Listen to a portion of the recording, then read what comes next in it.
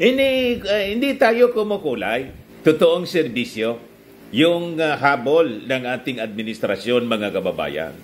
Kayong mga taga-Naosog, lahat kinukulayan ninyo ng politika. Yan ang masama sa inyo. Pati yung pag-serve ng warrant of arrest kay Kibuloy, kinukulayan ninyo ng politika. Anong pakinon? Anong pakidon ng ating Pangulong Bongbong Marcos? Korte yung nag-issue ng warrant of arrest. Ang dami ninyong mga sinasabi na napakalayo sa katotohanan. Ito yung serbisyo fair. Ibigay ko sa inyo kung ano yung nangyari doon sa Davao. Ilan ba yung beneficiaries? Kinukumpara ninyo sa confidential funds. Yung confidential funds ninda, hindi niya maipaliwanag kung paano ginastos. Ito malinaw. Yung paggastos, mga kababayan, nakikita ng mga tao. Thousands of people ang nagkikinabang.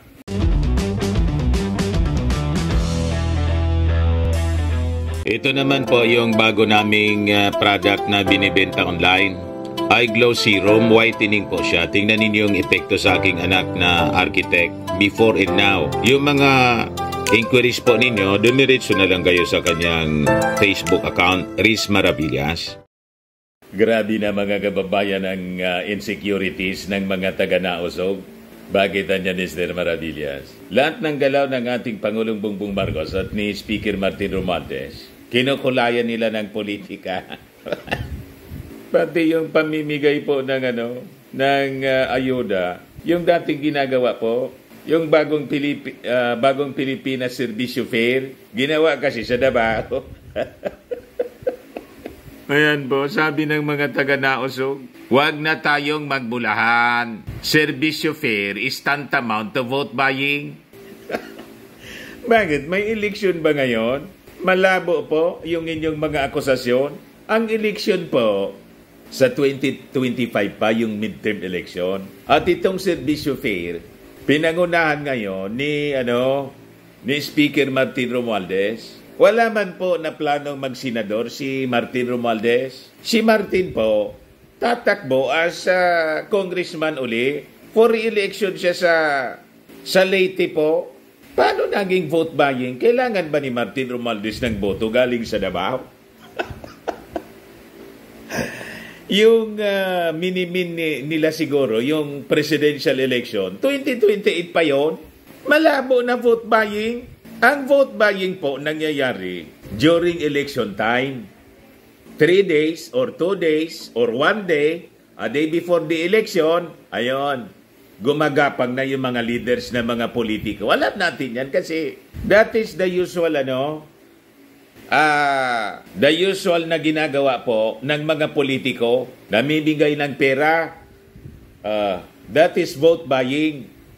Pero ito po, serbisyo. At napakalayo pa, mga kababayan, ng eleksyon, midterm election, 2025 pa. At si Martin Romualdez po, wala mang planong magsenador, wala mang presidential election sa 2025. Ang presidential election, 2028 pa. Paano naging vote buying? Masyado kayong insecure.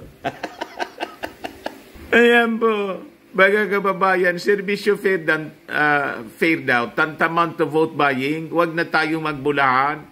Ito pa yung post nila, mga kababayan, sabi diyan, BP Sara spent 125 million pesos in just 11 days.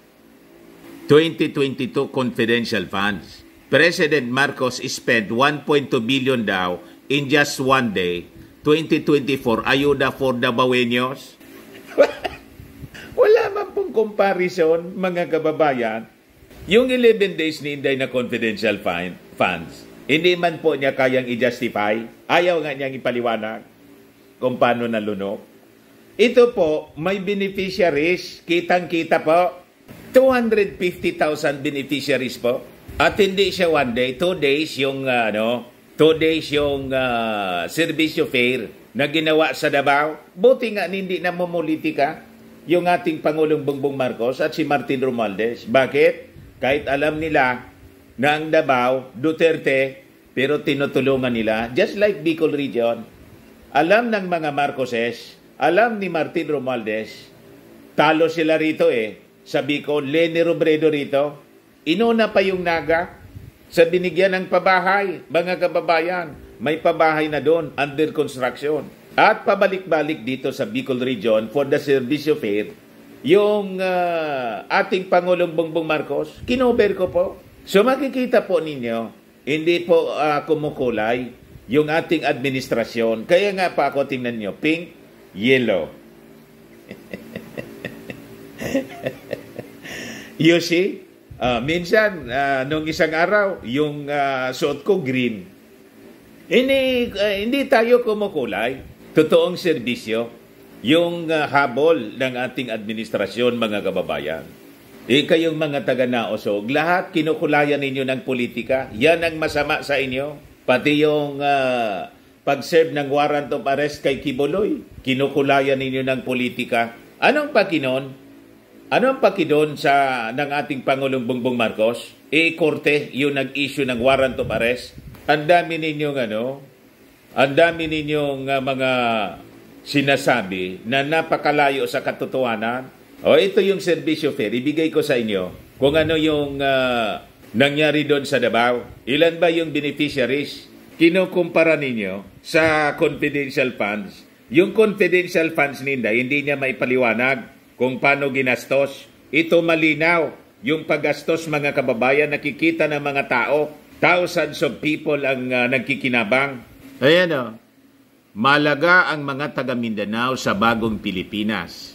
Sabi dito sa balita ng Impact Leadership, the bagong Pilipinas Servicio Fair reached Davao City, where it delivered 1.2 billion pesos in government services and financial aid to 250,000 beneficiaries from Thursday to Friday.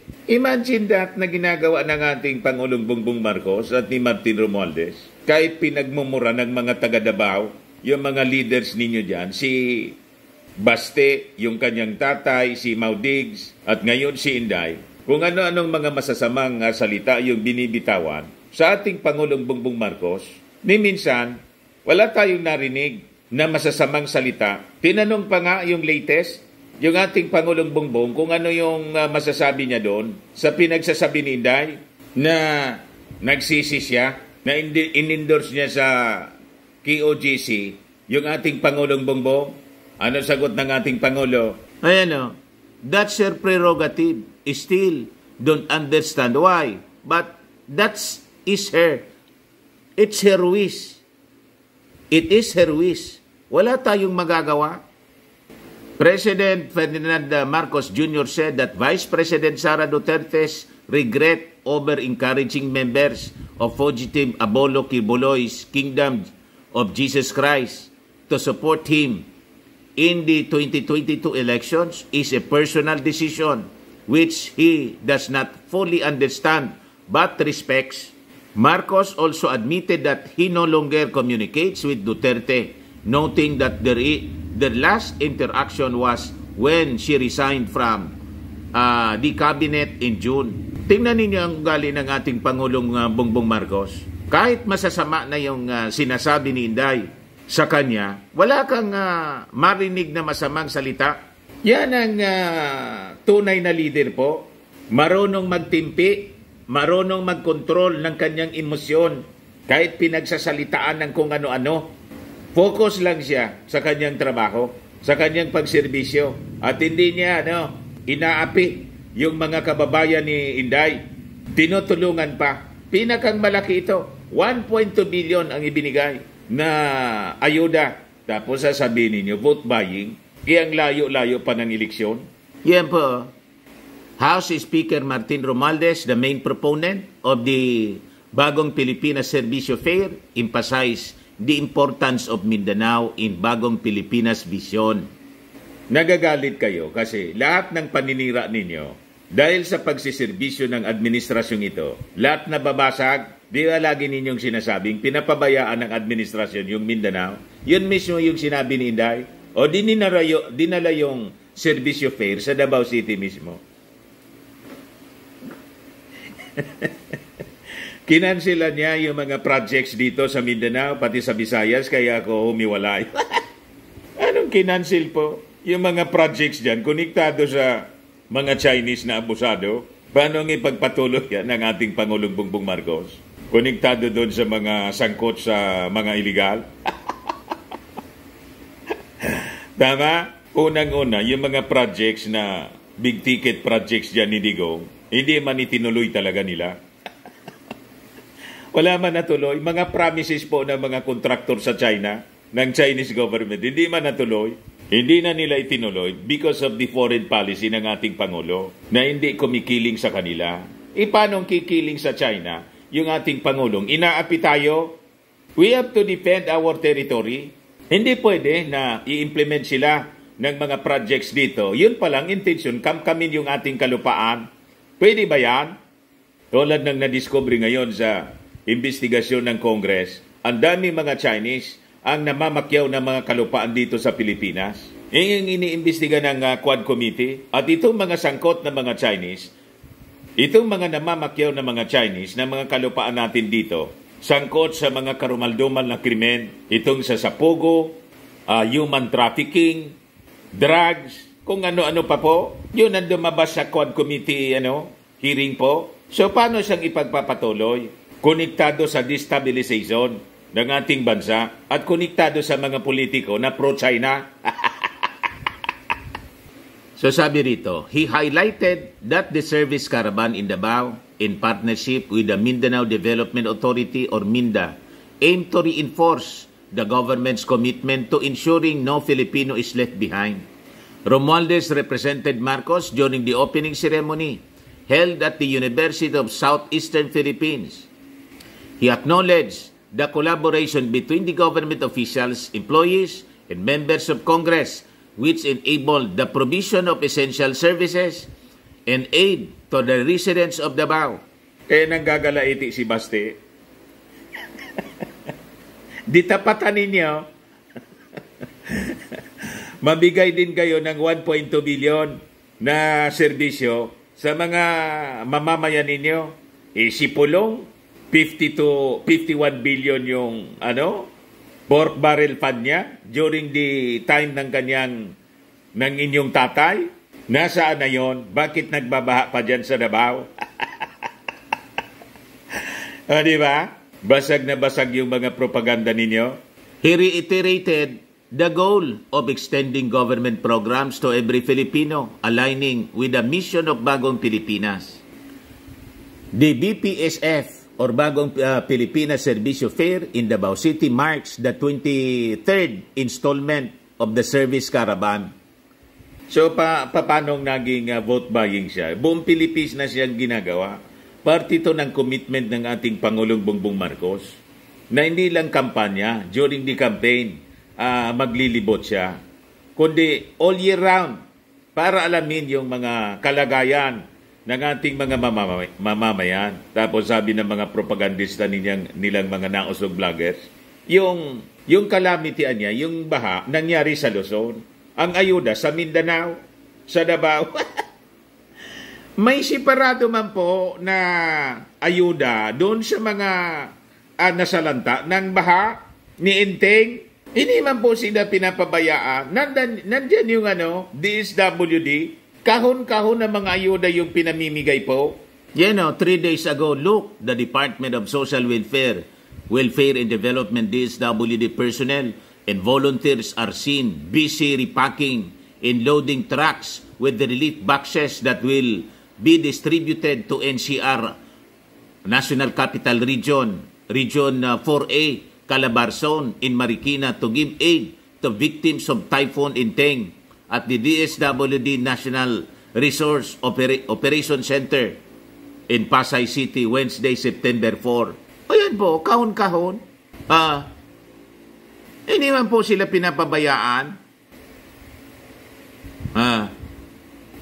Di ba agad yung inyong mga propaganda na yung ayuda sa Mindanao pinamimigay ng ating gobyerno. Pero ang nasalanta ng baha, Metro Manila, in neighboring provinces.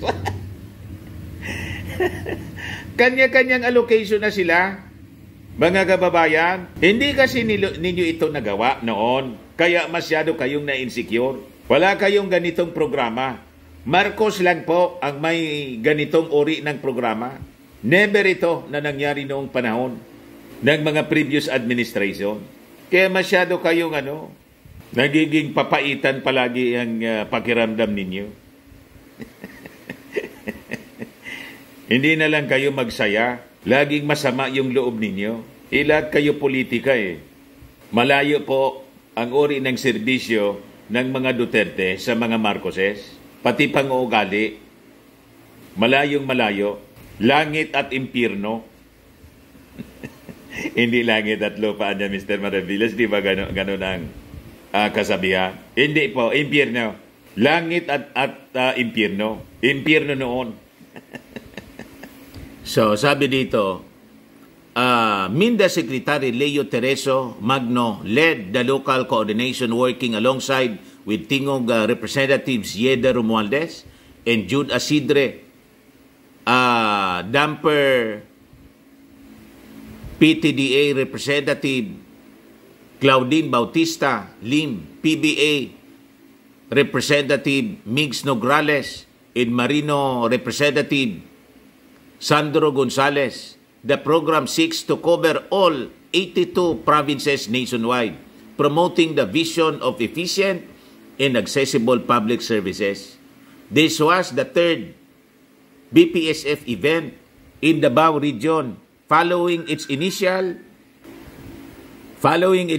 launch in Moncayo, Davao de Oro in September 2023 and the second in Tagum City, Davao del Norte in 2024, June. House Deputy Secretary General Ponyong Gabonada reported that 1.2 billion pesos was allocated for government services and financial assistance to 250,000 beneficiaries with 38 government agencies implementing 57 programs. Of this, 1 billion was distributed as cash aid to indigent citizens. So wag ninyong kinukumpara yung 1.2 billion ayuda in 2 days na ginawa ng ating Pangulong Bongbong ni Martin Romualdez at ng mga congressmen diyan sa Davao City. Kasi ibang-iba siya sa paggastos ng 125 million na confidential funds ni Inday in 11 days. Walang comparison doon. Bakit? Yung confidential funds ni Inday, hindi man maipaliwanag kung sino, ilan yung mga beneficiaries doon na tumanggap. Hindi maipaliwanag kung paano ginastos. Yung mga nirintahan na sinasabi, nirintahan na safe houses, sino-sino yung mga nag-occupy doon sa safe houses? Ilan sila? Yung mga binigyan ng rewards sa confidential funds, ilan? Wala man pong pinakitang data. Dito po mayroon. At yung mga agencies ng gobyerno mismo, DSWD, DOLE, DTI, sila yung mga agencies na namimigay. What about si Inday? Walang records po. At yung 73 million pesos doon sa 125 disallowed ng COA. Ito, auditable ito. At may transparency. Naintindihan na ninyo, mga nausog. So sabi dito, House Deputy Secretary General Ponyong Gabonada reported that 1.2 billion was allocated for government services and financial assistance to 250,000 beneficiaries with 38 government agencies implementing 57 programs. So, the whole government,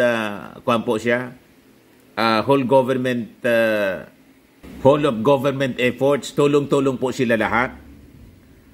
Of this, 1 billion was distributed as cash aid to indigent citizens. Additionally, 150,000 beneficiaries received assistance through the Department of Social Welfare and Development, ayuda para sa kapos ang kita program or AKAP, while 50,000 others benefited from the Department of Labor and Employment or DOLE, tulong panganap buhay sa ating disadvantaged, displaced workers or tupad program. Lahat po yan nakalista, mga kababayan. At yung release, pinipirmahan. May seremonya lang po. Pero yung kasi napakarami niya. Ganyan ang strategy po. Iniman talaga doon sa event na 2 days yan, mga kababayan. Doon yung ceremonies, inawad yung CAS, magbibigay muna for documentation and sa purposes ng programa, ilang mga beneficiaries makikita ninyo umaakyat sa stage. Pero yung hall ng distribution niyan, yung lahat, sa mga regional offices and provincial offices po ng DSWD, yung distribution, para hindi po nagsisiksikan at maayos yung records. Ganon. Si Inday, kumusta naman? Ano ginawa? Wala man tayong nakitang ganyan. Basta na lang po, in 11 days, nasimot yung 125 million. Kaya impeachable offense po. Pinag-aaralan na po yung impeachment sa Congress. Romualdez announced that nearly 500,000 kilos of rice were distributed to beneficiaries during the 2-day event in Davao City. The BPSF has been operating for a year and has provided billions in aid to 2.5 million Filipino families. The initiative aims to continue reaching all 82 provinces across the country in the coming months. The BPSF represents a whole of government in whole of nation approach to nation building and national pride in line with the Marcos vision for Bagong Pilipinas where no Filipino is left behind. So yan po, kaya malabo yung mga akusasyon ninyong politika to, pagkaupo pa lang ng ating Pangulong Bongbong, ito na yung ginagawa niya with Martin Romualdez. Nainggit kasi kayo kasi kasama na ni Martin Romualdez yung mga senador, si Bong Revilla. Sabi ni Martin, nagbalik tayong muli dito para ipatid ang mensahe ni Pangulong Marcos na mahalaga ang mga taga Mindanao sa bagong Pilipinas. No one is left behind. Yan ang nais ipabatid ng ating mahal na Pangulo sa lahat ng binibisita ng BPSF sa ating bansa at dahil sa pagkakaisa ng mga opisyal at kawani ng pamahalaan kasama ang mga miyembro ng Kongreso, muli tayong nagpapatid ng serbisyo, tulong sa mga taga-Davao, isusulong natin ang bagong Pilipinas ng lahat ng programa ng gobyerno na dadama ng bawat Pilipino. House Speaker Martin Romualdez. Masyadong na-insecure mga kababayan, yung mga Duterte, lalo na si Inday, na palabo ng palabo, mga kababayan, yung pangarap ng mga Duterte, na si Inday mailuklok as acting president, at saka manalo si Inday sa 2028 election, presidential election. Palabo ng palabo. Kaya tumindi yung propaganda nila. Tingnan ninyo, ito yung Mindavote page nila. Mr. President. Wow, parang presidente lang. Bumisita kasi si Martin Romualdez doon sa kampo ng military. Ayan po. Kaya umaakto na niyang presidente si Martin. Bakit? Anong problema kung bumisita si Martin Romualdez sa kampo ng mga militar? Yung mga military po, kailangan nila yung support na from Congress. Siyempre, yung mga benefits niyan. Ang may power of the purse po, yung Congress, yung sweldo, other benefits. Kaya bumibisita, umiikot si Martin Romualdez, lahat ng sektor, kasama yung military, para alamin ano yung mga problema ninyo dyan na kailangan ng support ng Congress. Yan ang leader po. Pero bagay naman si Martin na susunod na presidente. Yung duda ninyo, tama.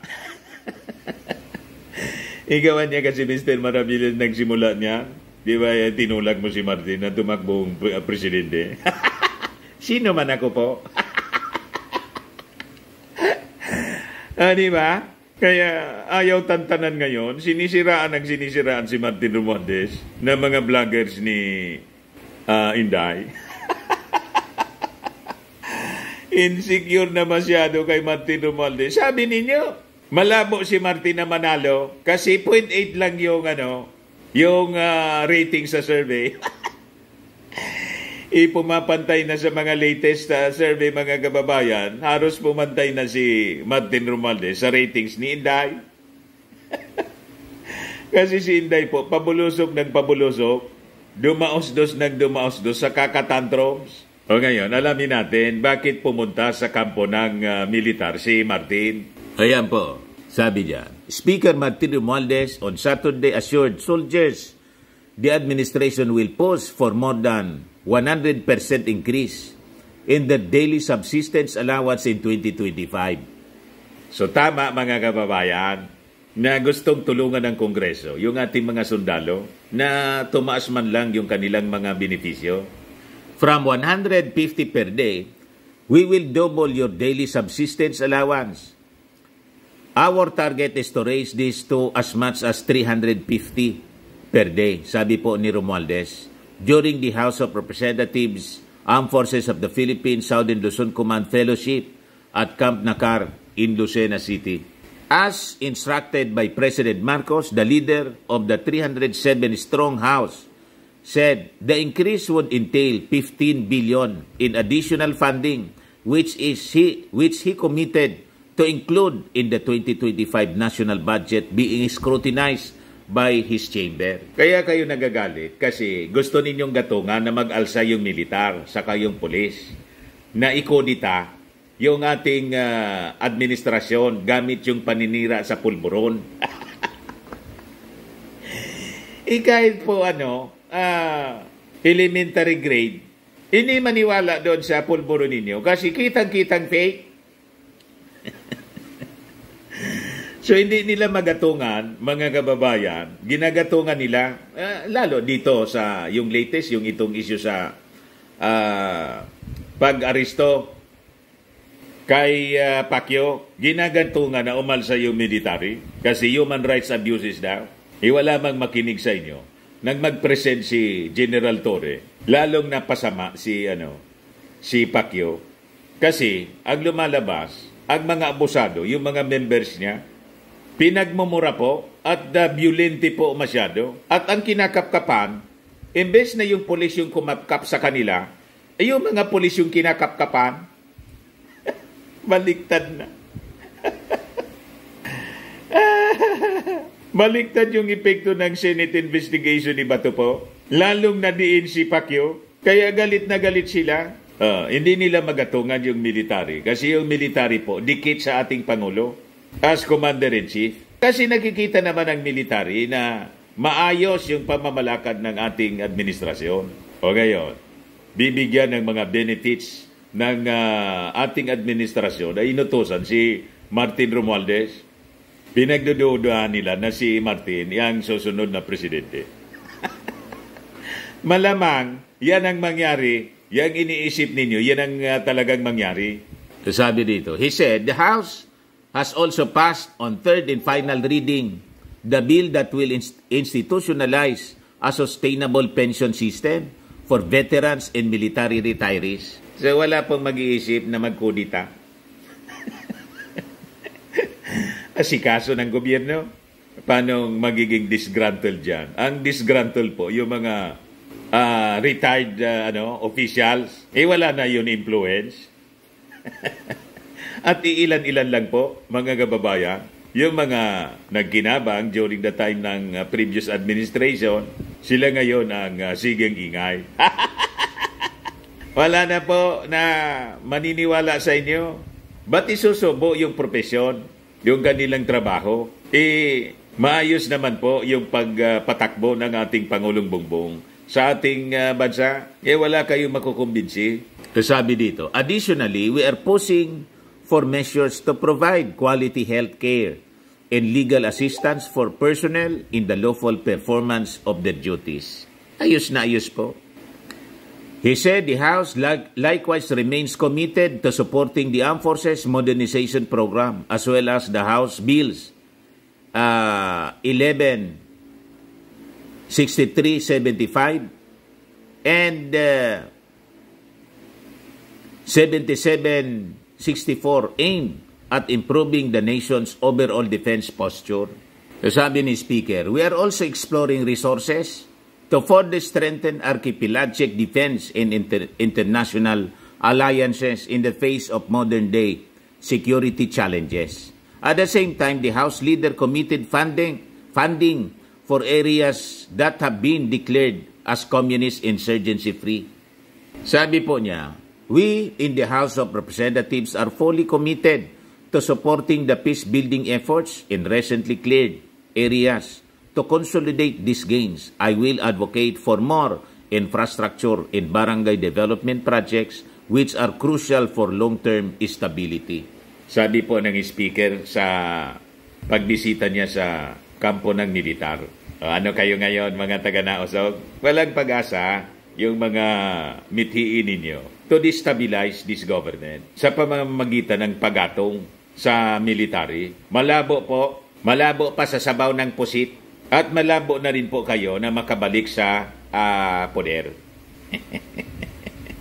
Kasi bistado na kayo ng mga mamamayang Pilipino. Sa mga naghanap ng malinis and spacious fitness gym, pumunta lang po kayo sa aming Colossal Fitness Gym. We also offer Grab Car Rental with our brand new 2023 model ng Toyota Innova. We also accept booking for those who are planning to travel via PAL, Cebu Pacific, and other airline companies, local and international, and bills payment for Meralco Bills, PLDT, Aleco Bills, etc. Ang Colossal Fitness Gym is located at 3rd floor Security Bank Building, Landco Business Park, Legazpi City, Albay. For inquiries, look for Chilon Maravillas. Contact number 0966-802-0949. Yan yung aming Innova. Lagi na pong matao sa amin. Pati mga foreigners po, tingnan ninyo. Mga British tourists sila. Ang lalaki ng katawan na, mga kababayan, nag-gym sa amin. Ito naman po, Indian National. Ito mga mga European sila. Ito naman yung bago naming product na binibenta online, iGlow Serum. Whitening po siya galing sa South Korea. Tingnan ninyo yung epekto sa aking anak na architect entrepreneur, Riz Maravillas. For inquiries, look for Riz Maravillas on FB. Ito naman po, Firmax Firming and Lifting Cream. Pinapahid po ito sa mga pulses and affected area. Mainam po ito sa mga pains at paninigas na mga kaso-kasuan. Ito po, Automax Radiant Serum. Sa mukha naman yung application. Anti-aging po siya. You will look 10 years younger than your age. Sa mga cancer patients naman po, baka lang gusto ninyo itong itry. Nengxia Red Mixed Fruit Drink. Hindi man po siya gamot, food supplement siya. Kaya lang, gawa siya mga kababayan sa goji berry. Yung goji berry may anti-cancer properties. Yung mga inquiries ninyo, dumiretso na lang kayo sa aming messenger sa Facebook para masagot namin agad. Ayos po, ako po si Dante Maravillas. Bye-bye. God bless.